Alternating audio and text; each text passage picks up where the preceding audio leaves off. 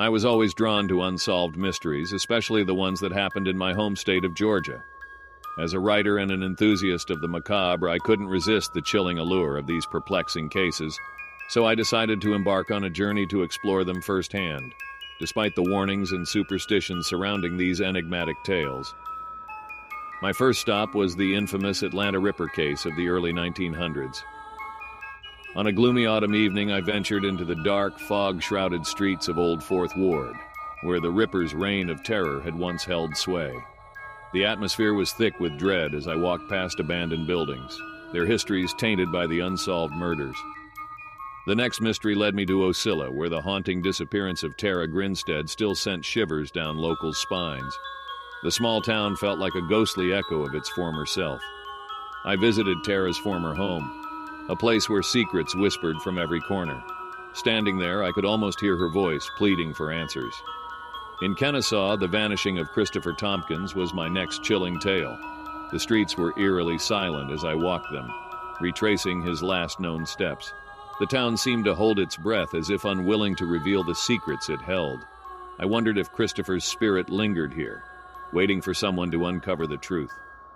The Haysom murders took me deep into the heart of Virginia, but their connection to Georgia was undeniable. I explored the twisted tale of Elizabeth Haysom and Jens Soring, two names forever entwined with the brutal crime. The walls of the prison where Jens was held felt like they were closing in, and I couldn't help but wonder if justice had truly been served. Back in Georgia, the Gainesville, Georgia massacre unfolded before me like a dark dream. I stood in the shadowy woods where the murders had occurred. The echoes of screams seemed to linger, blending with the rustling leaves. The horror of that night was palpable, and I couldn't shake the feeling of being watched. The moonshine murders led me into the secluded Appalachian wilderness.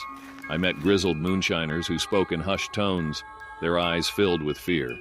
They told tales of revenuers and rival bootleggers who had met gruesome ends in these woods. As I ventured deeper, I couldn't help but feel the weight of their stories pressing down on me. The Ketty murders took me to a cabin in the woods where the gruesome crime had occurred. The abandoned structure seemed frozen in time, a place where darkness had left its mark.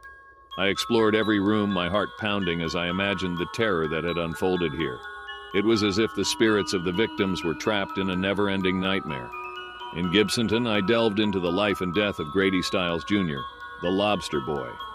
The carnival grounds were a surreal landscape where oddities and mysteries collided. I listened to the whispers of those who had known Grady, and their tales painted a chilling picture of a man consumed by his own demons. Cumming, Georgia, held the haunting mystery of Elaine Nix's disappearance. Her family's anguish was still palpable in the air as I visited the place where she had last been seen. I couldn't help but feel the weight of their sorrow as I searched for any clue that might lead to answers. Finally, I returned to Georgia to explore the Peachtree murders connected to the Lyon sisters. I combed through old newspaper clippings and interviewed those who remembered the case. The web of conspiracy and unanswered questions seemed to tighten around me, and I couldn't escape the feeling that I was being watched. As I concluded my journey through these chilling unsolved mysteries, I couldn't help but feel that they were all connected by an unseen force, a force that reveled in the darkness and thrived on the fear of those who dared to seek the truth. Each story was a piece of a larger, more terrifying puzzle, and I couldn't escape the feeling that I had uncovered only a fraction of the horror that lay hidden in the shadows of Georgia.